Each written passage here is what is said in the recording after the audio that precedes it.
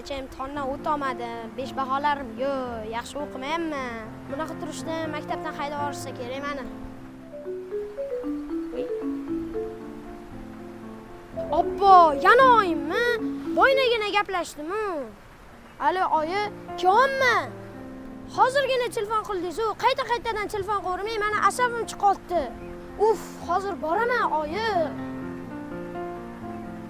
Bilasanmi? Men seni nega ishlaring orqaga tortayotganini sababini bildim. Nima uchun? Nimaga? Ota-onangni xafa qilib, dilini og'ritsang, ishing orqaga tortaveradi. Aksincha, ularni xursand qilib, ko'ngillarini ko'tarib, duosini olsang, ishlaring oldinga ketaveradi.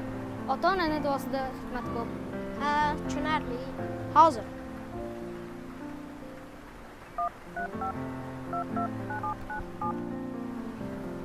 Alo, assalomu alaykum oyijon. Yaxshimisiz? Kechiring boyni dilingizni og'ritganim uchun. Hozir uyga kelyapman oyijon. Kechiring. Rahmat senga eslatganing uchun. O, qara, avtobus kelyapti.